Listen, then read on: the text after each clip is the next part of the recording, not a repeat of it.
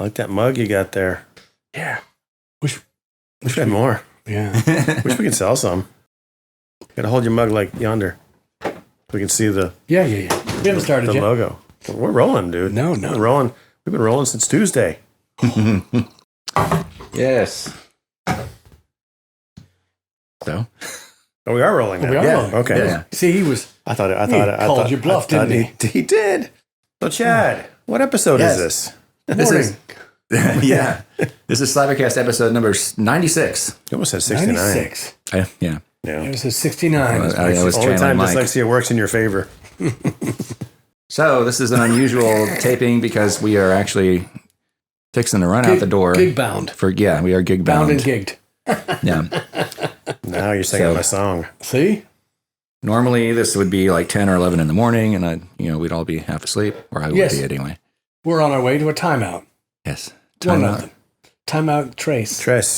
Yeah. So episode 96, Timeout 3, the most wonderful time of the year, 12 Days of Christmas. Are we in the 12 Days of Christmas yet? No? Not till Christmas. Well, damn it. Well, now it starts. But you know what tonight is? Krampusnacht. Oh, yes. It is? Okay. Yeah. Yes. So behave yourselves. Prima Or else Krampus is going to come and whip your ass. Yeah. Or take you away, either way. And tomorrow's St. Stephen's Day. Yep. I had a Krampus this morning. Yeah? It's good? Yeah. Got rid of it with a threesome. Yeah. FYI, threesome is 3 women and 1 man. That's just get your math right. Right. Yeah. Yeah. Just so you know. Mm-hmm. And if you ever want to know how to satisfy 3 women at one time, leave the room. All new experience. Anyway, welcome to SlapperCast. I want to start off by mugging you. Hey. I want to start off by saying that, some of the most miserable moments of my entire life have been performing in front of a camera for a computer that's been, vomiting our music into your living rooms and your headphones and your stuff. And I have to say that, these guys and Jeff Duncan have made it, and Chris Buckley, of course, have made it so much easier to do. But I have to say the generosity from the people, our friends, our fans, has just been staggering. It's been, from Judy, Kathy and Peter and Declan over in Dublin, and just recently David Carr, all the Carr brothers, but David Carr just sent us,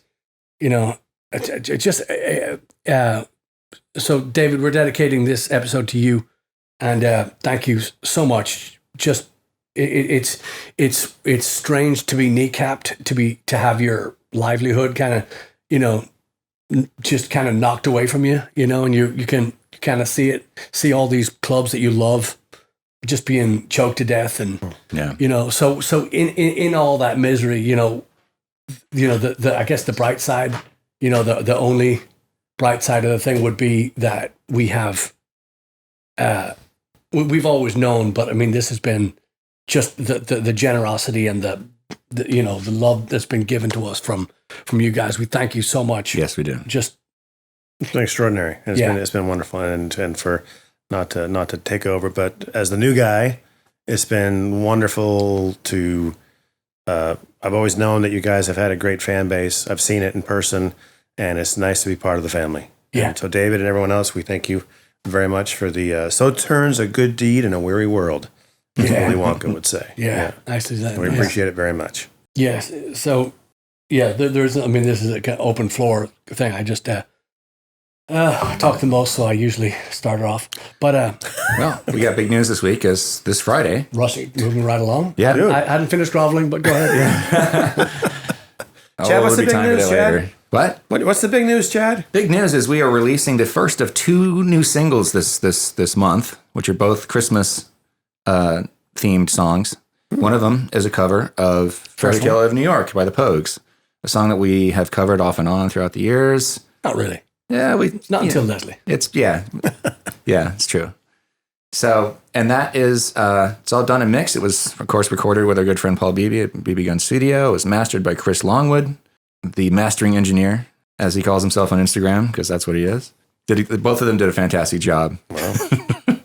And I'm getting there. I'm getting to the point. But yeah, anyway, so the song comes out is scheduled to come out this Friday at midnight. So it's Thursday night at midnight. It should be popping up on Spotify, Apple Music, and probably several of the other big ones. And it might take a couple more weeks for it to proliferate to all the different little thingies. Yeah. It'll be on Spotify for sure. Cool. And then a week from now, or a week from then, we should be putting out the second single, which I don't know if we're ready to announce the name of it yet. We'll probably announce that next week or something. Or We can do it now. you want to do it now? What's it called? It's this wonderful song that Patrick wrote called Every Day is Christmas Since You're Gone.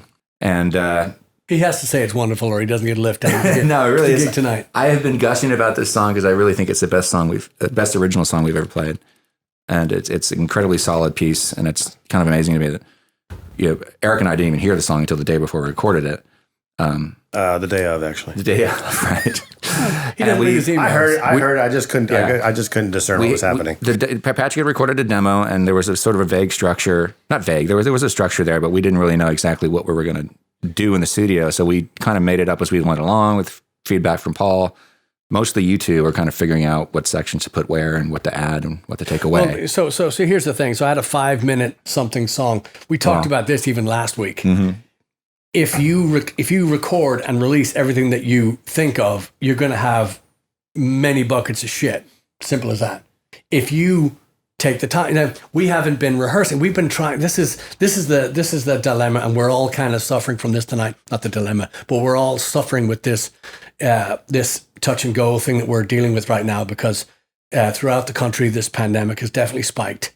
We're going to an indoor gig tonight, which we're not thrilled about. Love Time Out 3. Yeah. The staff there are second to none. Yeah. And we say that about all the shows, but really, we've played places before. You've seen them come up on our calendar, and we've never gone back there again. That's for a reason. Mm-hmm. I mean, that's for really good. Anyway, so we're inside tonight. We're going to space the tables out. We're going to wear masks. Mm-hmm. If you're not, so we're struggling with this right now because yes, we want to do the show. We've committed to it, and like they're great people, and people are losing their mind. I know for a fact. I'll tell you a little story. The thing that happened today in a minute. Story time. Yeah, come over, sit on my knee. Ooh. Actually, we don't do that on camera anymore because we got. Yeah. Anyway, so FCC. So we're struggling with this thing. We're struggling with going to play a live show inside because last week at the New Potato was outdoors and it was breezy and it was just perfect. A lot of fun. However, so now it's going to be 40 degrees something tonight, which is cold for Texas, not for the rest of the world, but Texas, it's cold and we're indoors and we're going to be doing our very best and we're going to, but again, it's a strain on our minds, not, to go out and do a show like this. Everybody's said not comfortable with, so that being said, we're not getting together and we're not rehearsing. So we don't have these moments to work on these. I've had the idea for this song, Every Day is Christmas. I've had the idea for the song for years, but I just, I get to a certain part of it, like it, disregard. And I'm extremely, Kelly said it last week on the thing. She said, I'm a music snob, and I really am. Even with my own stuff, I just, I can play it. And I usually play this stuff here pretty loud. I get complaints all the time. Really? Yeah. Well, just from the people living in the house. Oh. They're going, hey, it's 4:00 in the fucking morning. But anyway, we got a lot to get to. But I'm really critical of my stuff, so I don't even show you guys 90% of the stuff that I have. I mean, I got riffs and Chads, you've heard a million of them, but I've got a catalog of a lot of them. Yeah. So we showed up in the studio on Tuesday, and essentially first time ever hearing it, because and you can hear it on a demo, and then it doesn't. Yeah. It always takes a new form when we play it. That's why not having the rehearsals that hurts the the writing process. So we are now in the position where we're showing the song for the first time. We're playing it, replaying it, taping it. Another take. Then you listen, and I have to say too, it's been a joy to be able to play with you guys because not only there's not a lot of pressure and there's room to do what you want to do, but Paul as well. Oh yeah, Paul's ear and his I mean, Paul lives and breathes music. So when he's in the back room, you don't see him. He's just laying back in his chair and he's, hey, on minute 3:20, you guys have got a thing there. Have you thought about, and come in and do it. We'll try it. We don't like it. We don't like it. We don't do it. But, it's real stuff. I mean, it's stuff, that helps the song and stuff that you don't think about when you're in it. It's just kind of, it's kind of like, shark watching when you're in a cage. I don't know if you've ever done that. I do that every day. But, when you're in there, the last thing you're thinking about is, what's happening on the boat. But it's all connected because you're, you need to get the fuck out of there at some point. Oh, exactly. And you also need to. So that's probably a terrible analogy, but it is. I'm a million miles a minute. So this was a thrill to be able to have a song, leave on a Tuesday morning with nothing and then come home with Tuesday evening with a song. I mean, that's pretty. Yeah. That's the fastest we've ever worked. I mean, that was for a song that we'd never actually played together before.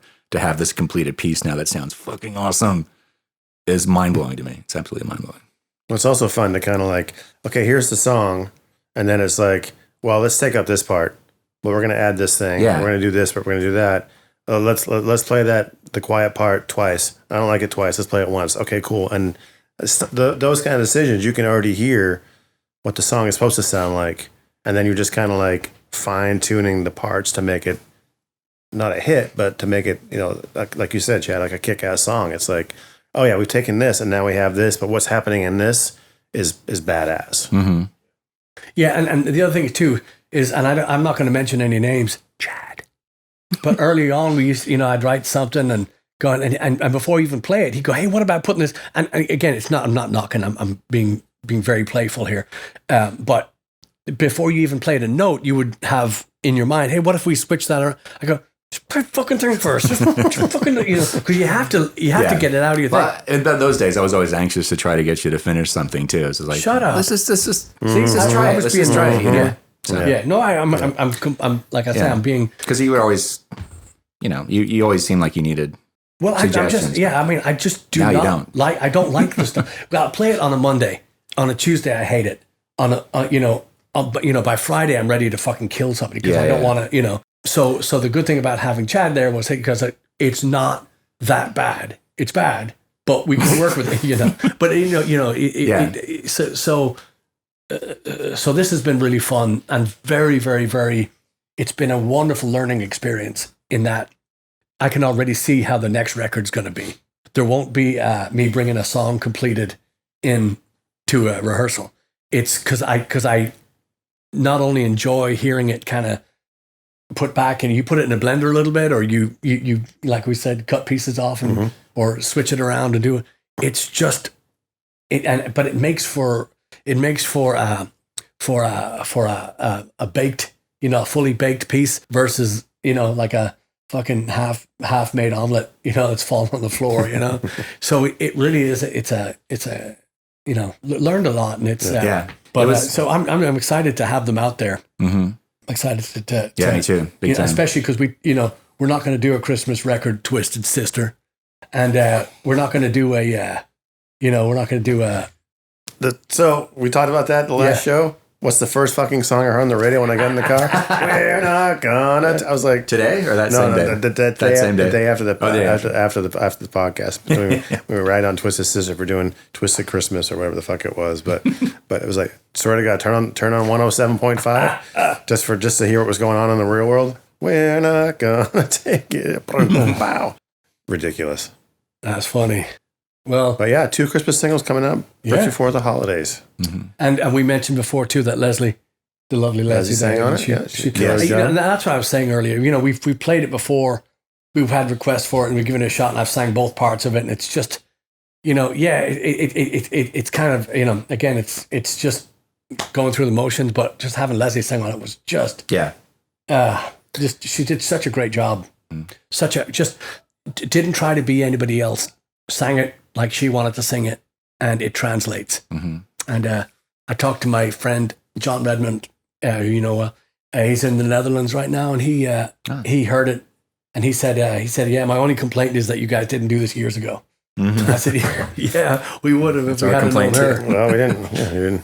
Yeah, now's the right time. Yeah, it absolutely is. The neat thing about, there's so many things I could gush about with this song. But yeah, like you said, the idea had been kind of bouncing around for several years.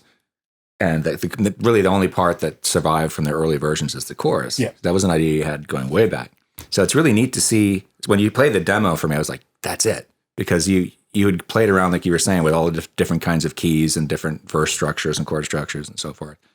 And when it started off and it was like completely unlike anything I'd heard of that particular song. And then when the chorus came in, it was just like, it just slotted like it was meant to fit right there. It was like, that's it. Because it was just so cool. The transition from the key going from one key to the next, and the chorus is elevated by the way it's structured. Oh, yeah. This is going to be frustrating for all of you who haven't heard it yet, but you will. In good time. You will. But yeah, I promise Are we you. going to play it tonight? That chorus I think is we killer. should. Yeah, we can play it tonight. Yeah. I sent it to Jeff. I just, and Jeff Duncan is one of these players that if you've never seen us before and you haven't seen Jeff before, you really haven't lived musically. He's just one of these great sponges of music. He just takes everything in and he gives you back exactly what you want, at the time you want. He's just great ear, great player, great rhythm, great humor as well, which is monstrous in this band. We have we really do. Even when we're doing Green Fields of France or something, there's got to be there's a little some levity. Yeah, exactly. There's always something, and just that little spark. But Jeff's always been great with us in being able to. So even when we don't give him the song, we just go, hey, it's a couple of chord changes, just stay close, and he does. Yeah. He never steps out of his. He's one of those players too that he 100% of the time he makes the right choice. Mm-hmm. He knows stylistically what to play. He knows melodically what to play. He's, of course, like he said, he's got some great ears, so he can hear. He can kind of predict what we're going to do. He can pick the notes, because that just comes from being a great listener and having the experience of playing as much as he has. Yeah, with all different kinds of stuff. Yeah, and again, I'm not knocking anybody else. I've just known so many players. I'm not knocking anybody else we played with, maybe, but. So many players that just have to play all the time. Right. And when you do that, when you play your piece solo, when you're not saying anything. You've already said everything. Everything's been done. Right. And it's been, so now in other words, if you just, I used to say the person that talks all the time will once in a while, maybe only once, but they will say something profound. But that's just because they've been talking so fucking. But if you're one of those people like Jeff, you don't have to talk all the fucking time to say something profound. You can have that profanity. I'm just kidding. You can have that. You know what I mean. You can have that moment on hold and bring it when it's the time. And the nice thing about this band is we play a lot, we play fast, we play loud, but there's always time for that. For your section to come in, not that it has to be in every song or every 2 seconds or anything, but your time will come and you'll be able to stretch. Yeah. I think that was one of the things that you had said too, that you kind of get to express yourself and get to play what you want to play too. And, that's why we have to get back to rehearsing because, this new stuff, the next song that we're working on is a song I've been working on for years too. I said that wrong. I don't mean working on it for years. I've had it for years, but we're gonna do a tribute to Lemmy. And I've had this riff for years, but we're gonna do a song. I don't know if it's gonna be on the next record or not, but it's gonna be. Yes. We're gonna but it's a song I'm really really really excited about, and it's fast and it's aggressive and but it's still got that Blaggard humor, it's got that little. Yeah. So I'm really looking forward to that and getting. But again, I need a drummer is definitely better than a drum machine. No offense, Def Leppard. Let me see if I can. I check my Rolodex for somebody. Oh wait. Hey. So Def Leppard. And do we have some great guests coming on or what? We do. Oh my God, Eric! We have a couple. I took the reins. I just said, "Oh fuck, I'm going to call. I'm going to ask." And all they can say is no. And luckily, they said, "Yeah." Can we say who they are? Please. Should we? I think so. Well, so a good buddy of mine is Tony Scalzo, who is one of the lead singers and lead writers of the band Fastball, who had a number of hits back in the early 90s. I mean, I think that The Way was a million seller and on MTV and the whole 9 yards. I like that song. They got a song. I'll play it for you in the van. It's fucking killer. Oh my God, it's so good. And actually they were on, they played at the 310 venue in Austin on, what's today? On Wednesday, a couple days ago. And just a little short 30-minute set. And they were kind of doing the thing like we do, like the live streaming thing. No one was there. They were doing a live stream thing. And I caught some of it, and I liked it so much, I actually sent them a little tip. And then I just texted him and said, hey, man, you played my favorite song. We do this little podcast. You want to come on? He said, absolutely. So he's Very in. cool. It'll be fun. Talk. He's kind of, he thinks like we do. Well, I think he's got a great musical mind, great sense of humor. Mm-hmm. I have a video of him singing Allison, the Elvis Costello song, when we did that thing with David and Alan, that Elvis Costello tribute a couple years ago. Yeah. I got him on video singing that song, playing one-handed and filming him singing that song because he came out to hang out with us at a rehearsal, and we had a good old time. Excellent. So very cool. The second guest we're going to have, and I think we're going to have Tony. We could have Tony sometime this week if you want. I mean, the next week coming up. Yeah. And the week after, I have a friend named Ashley Sohn, Ash Sohn, Soan, who's a drummer, lives in England, and he's been one of the most recorded drummers probably in the last 10 or so years. He's played with everybody from Adele to Seal to Cher to Delamitri, of course. He just did a record with Greg Downs, a keyboard player from Yes. There's so many other. I mean, the list is ridiculously long that he's played with. So I just was chatting with him on the Instagram, and I said, "Hey, we have this little podcast. You want to come on?" He said, "Absolutely," as well. So we'll get him to come on and talk about his studio and recording. Can we post that clip that you sent us? Yeah. We need to send I'll put that in the show notes. Yeah, please. It's like a 7-minute long thing, but it's like around minute 4:10 to like minute 5:20 or whatever. It's just. Just watch the whole thing, Watch the whole thing, but be aware that there's a breakdown, and what he plays. It's actually what he doesn't play that makes the hair on the back of your neck stand up. When you said that, I mean, again, we'll cut this out or whatever, but when you said that, I was waiting for. No, it was just, and I told the lads before we started filming today, I watched it and I had tears in my eyes and the hair on my arm standing out, everything, but. When you go to the audience, they had the same fucking look on their face as I was having.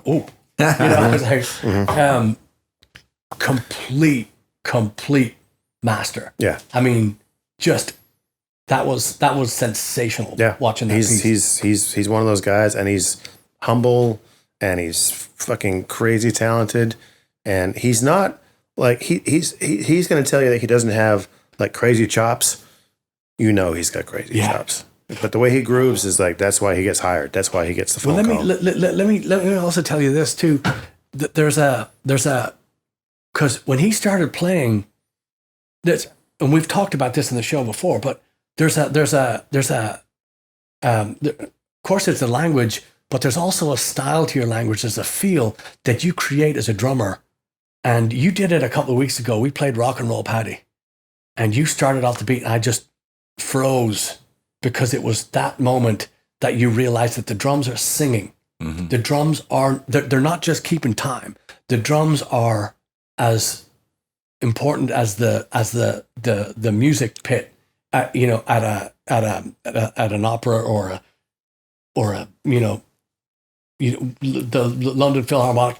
The beat hit and I just froze for a second, and it was one of those things where the drums are now as melodic as any instrument on the planet, and I was just, that's when you know that you got to. So he had this. You have, Yeah. Well, I mean, that's nice of you to say that. I think I'm still trying to find what my actual, because I get called, like before I was, playing with this group and that group and this group and that group, and we have a very certain style now that kind of really taps into a lot of stuff that I like.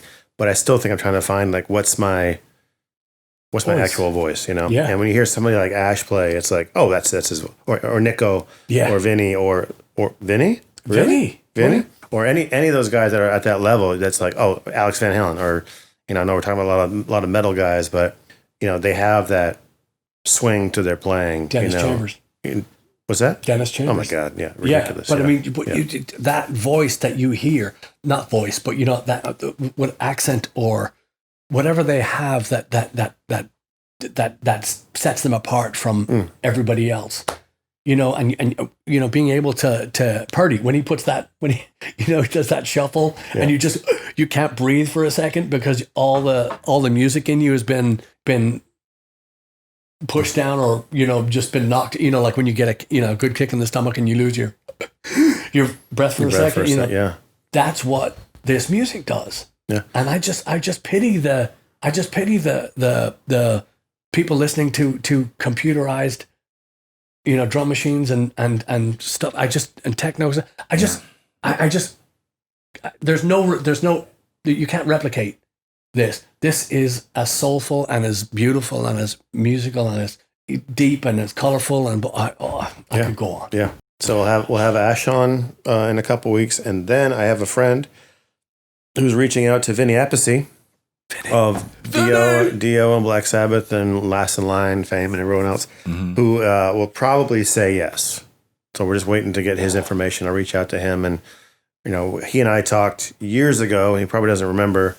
But I'm happy to give him a holler and have him on the show. And if anybody's ever seen a Vinny Appice, if you've ever seen him play, you know what, just, you know, think of molasses coming out of a jar on a cold day, you know, just, but sweeter, and, but, you know, just, I saw him play with Dio in the Holy Diver tour, I believe, in Dublin, but his drum solo, everybody else until that date I had seen just played everything as fast as they could.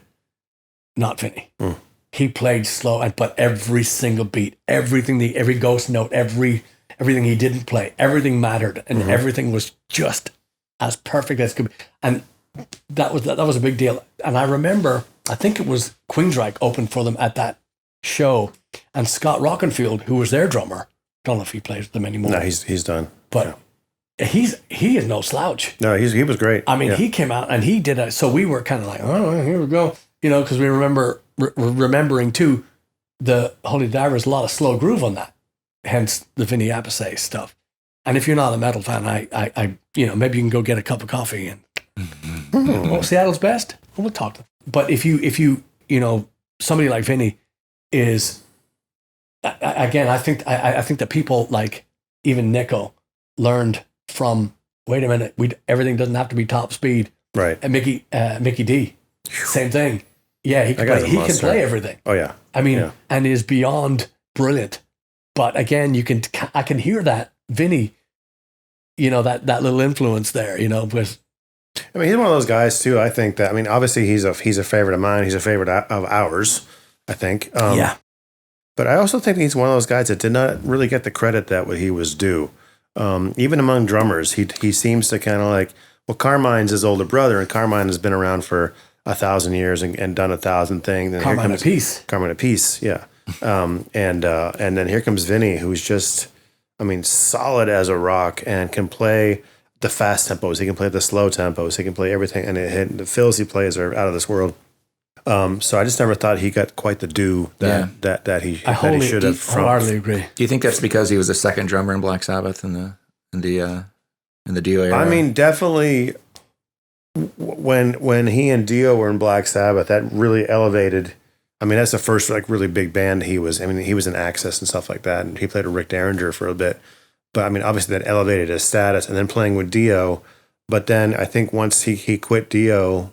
Obviously, he came back into, so the people that were really into that kind of music, because that's the only kind of music that he really kind of played, the heavy stuff, and all the side projects he's done have been completely oddball, weird, just stuff that is way off the beaten path. No other big bands except for Dio and Sabbath, and of course what became Heaven and Hell in the 2000s, which was the Dio era Black Sabbath.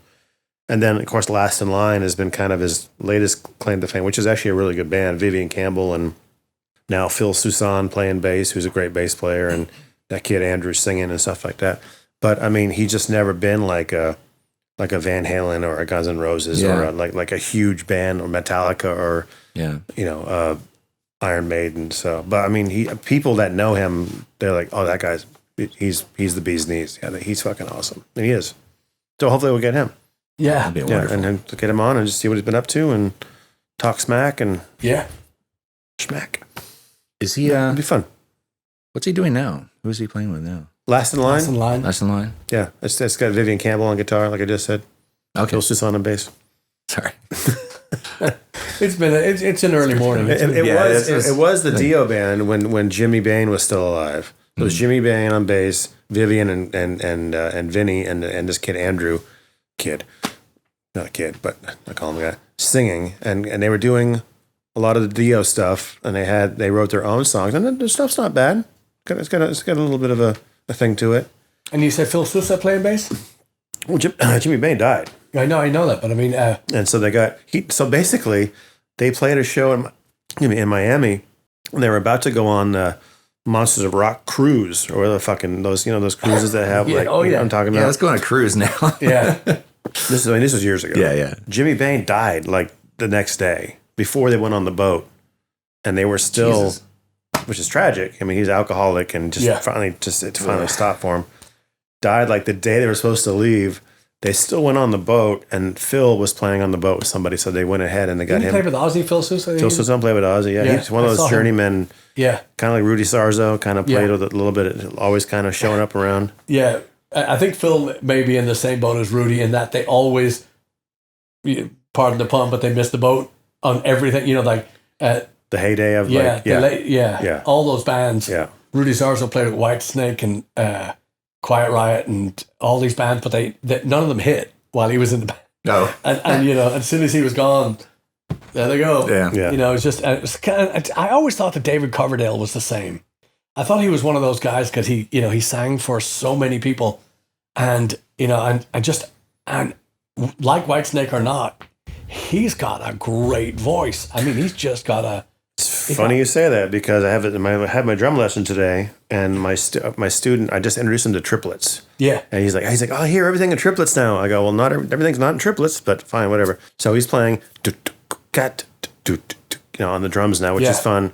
And I said, I sent him like If This Is It by Huey Lewis and the News. If this is it. And just to kind of like, this is the kind of vibe we're going for. And then today he played another exercise. I was like, oh, that's the drum beat to Crying in the Rain by fucking Whitesnake. And I said, I gotta send you this track. And I found a live track with Tommy Aldridge playing drums, and the back end of it is Tommy Aldridge's drum solo. I go, watch this and enjoy. So, but that's a good teacher. But Coverdale, kids, if you need a place to learn drums, that's a good teacher right there. Thank you. My God. And Coverdale was singing, and God damn, he sounded. And this was like from maybe 4 or 5 years ago. He sounded amazing. He sounded great. And he had a shirt kind of undone. He actually looked pretty good. From a guy to a guy. He actually wasn't like like me hanging out. It was just like, he was kind of trim. Yeah. Yeah. I got a six pack. I'm just not showing it off right now. He's six pack of crullers, maybe. He is. His voice just never quit, and I could see him doing a little Freddie in his set. He's got. He got pipes. Back to the. I want to say. You said Whitesnake, and you said Huey Lewis. I was so thrilled the other day when our Spotify numbers came out.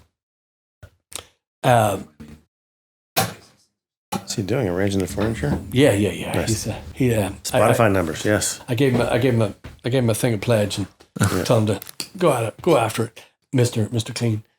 So I was watching Jimmy Kimmel the other night, and he said that it was the same day that our Spotify numbers came out, and his the band that got the most plays on his whatever he uses was Huey Lewis. Oh yeah, and I just thought, what a great band! What a great! I still that's my people say what's your little decadent thing that people wouldn't expect. Huey Lewis. I can't get enough of that. I mean, what a great band. They've been the same band I think since. Well, no, they've ever since. I think it was Small World. I think Chris Hayes left, and a bass player left, and but they have great players. The now. tall, scary bass player? Yeah. He's not in the band anymore? What? Yeah. He's Mario. Don't think I like that, yeah. Killer bass player. Oh, yeah. I saw them in, well, I've told this story before, but I saw them in Dublin on when they, the sports tour, and he dedicated every note, every song to Phil Lynott. Mm. So I knew then that then I found out later that Phil had a hand in putting the band together. Who had kind of just gave him a little bit. What's So every time you tap your foot, there's a boom coming right through. here? Coming through. I mean, it's never happened before, so I'm trying to figure out what the hell's going on. No, it's just and Huey tapping. played on that first Elvis Costello record too, so there's a lot of history of him being over in that part of the world. He played on the Live and Dangerous too. Really? Yeah. Baby Drives Me Crazy. Jesus. Harmonica, bluesy Huey Lewis. Dude, Bluesy Lewis. Yeah. Play the blues, Whitey. Yeah. Great. And I've said it before too, my least favorite instrument in the world, well, my two least favorite instruments are the dentist's drill and the harmonica. I was going to say meat trumpet, but that's okay. Well, it depends. The what trumpet? Oh. Wait a minute. Trumpet de carne. Yeah. That's Spanish. Yeah. Trumpet con carne. Oh. Trompeta Yes. de carne. Carne, I think. Carne Gaitan. Let's get an audible on this. Anyway, I've had too much coffee. Speaking of the Spotify numbers, which we posted the other day, where we got 3.3 million streams on Spotify this year so far. You're up 0.5 million from last year. That's right. Yeah. We went up in every little metric that they have. Kidding. And what I thought was funny is that because Stuart Copeland from the Police, formerly the Police, is very active on Instagram, and he went and posted. Obviously, he has access to their Spotify account because he got the same thing that we did, the same little summary graphic, and he posted it, and it's just hilarious to see because it was like 3.3 million. That's awesome, and of course he posts the stuff for the Police, and it's 45 million streams or something like that. So I just thought it was kind of funny that he's sharing. He's like, this is cool, the same way that we are, but with the numbers, of course, are massive. Do we get our Spotify checks for the year?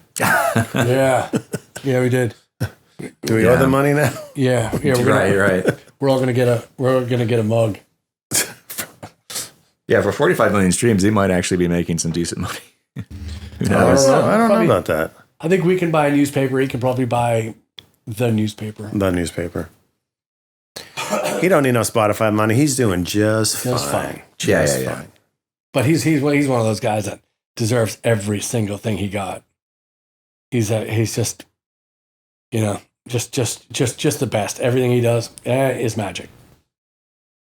Yeah. So we're winding up to the 100th.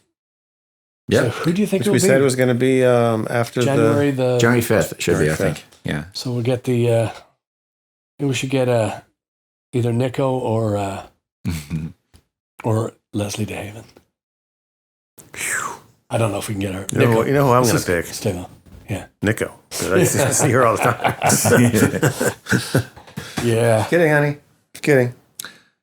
I can ask. I'll have to. Let me do some digging on that one. I'll figure out how to get a hold of him. Yeah. I know he's still playing Sonar, I think. So I can reach out to Jeff at Sonar and see if he has his contact information. I think he's still playing he's Sonar. back to the British Drum Company. Who? Back to who? Was it Premier? It wasn't God, Premier. those guys have been out of business for 100 years. Not Premier. It was Premier, yeah. It was Sonar for I think he went back to the. I'll axe around. Yeah.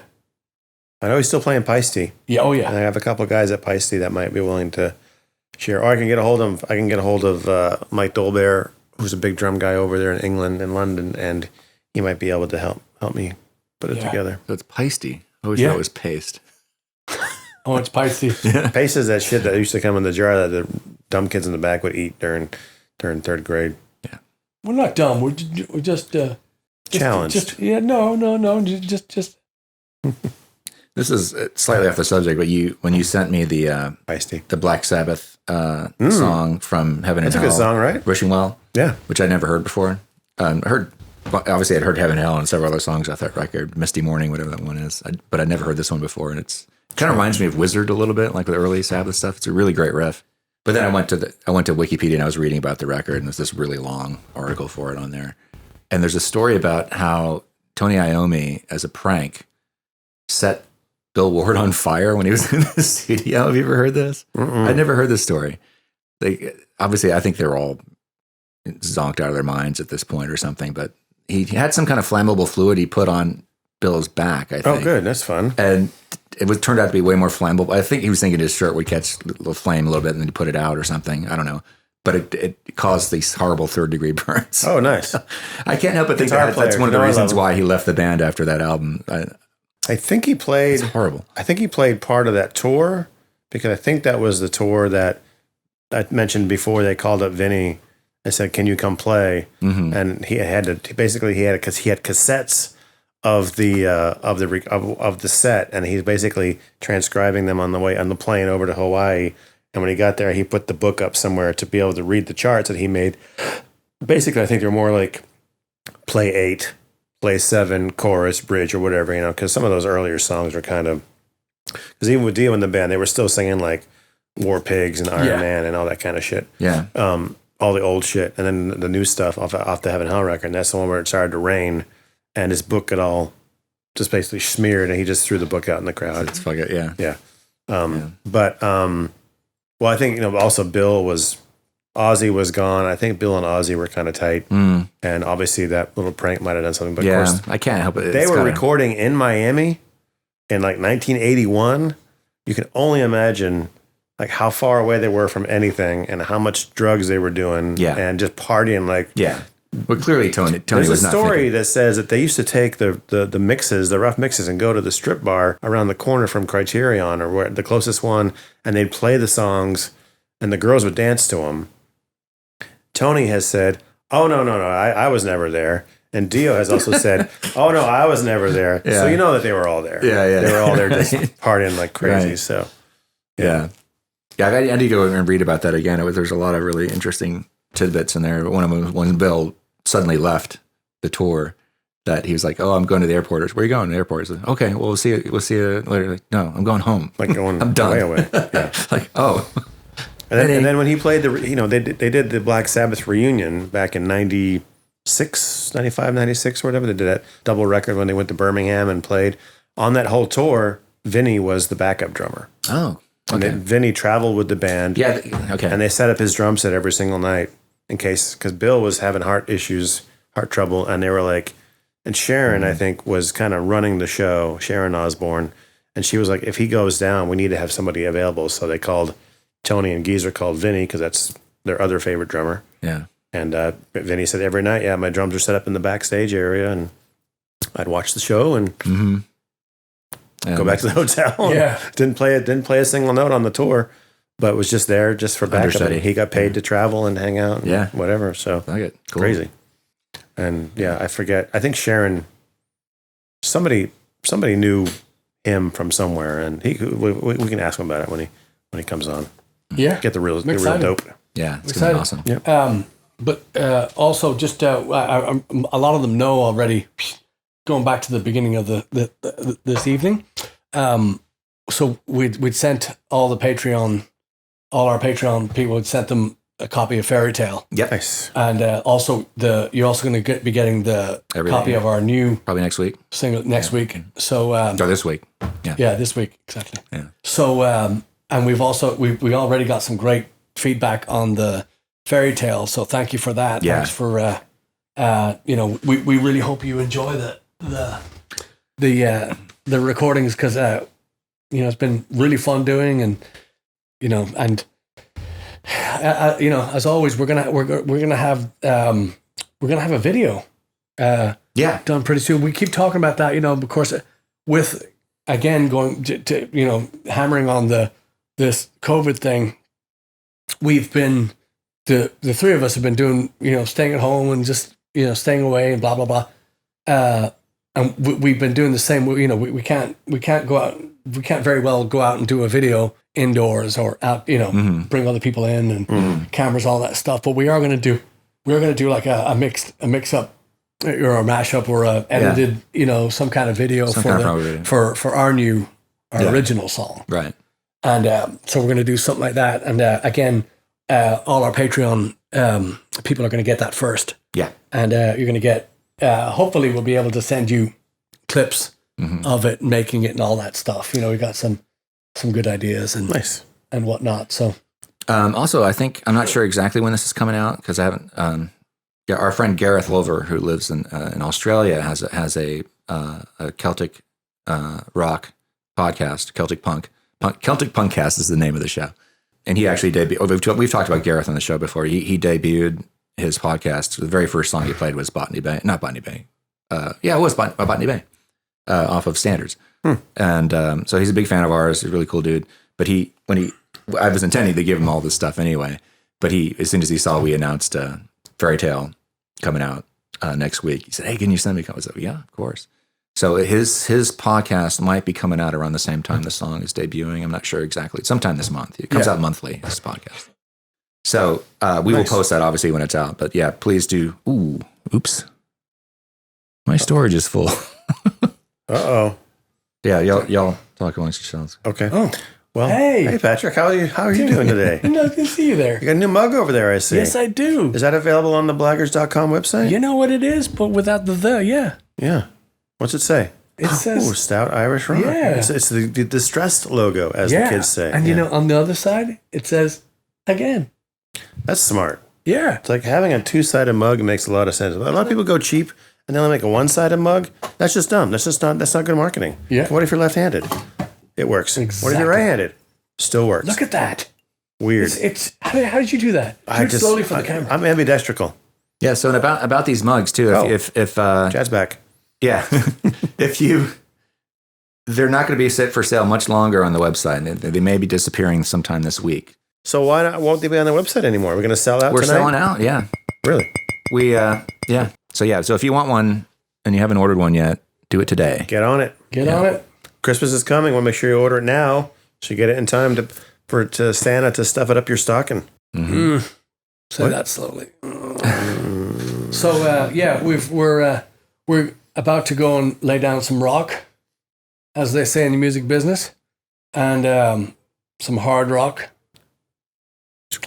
So so we're just as usual. Thank you for I'm David Carr and all our friends and fans, and just thank you for listening. And we want you all to be safe and take care, and because we want to see you out on the road real soon. Not only is Fairytale out now, but or out Thursday, but then our original will be out after that, and then comes the new record. So we've been working really hard on that. We're just really, really, really excited to get that going. And like we said, all our Patreon people are going to get it first. So and now's a good time to join Patreon. Yeah, it is. Yes, Don't be left out in the cold. Yeah, and also thank you for your feedback too. We got some nice, really nice feedback on the Fairytale. Yeah, thing. people have been gushing in. on it. So anyway, please take care of yourselves, and please tell a friend, tell two, and hope to see you very, very, very soon. Mm-hmm. Fair enough. All right. Thank you. See y'all.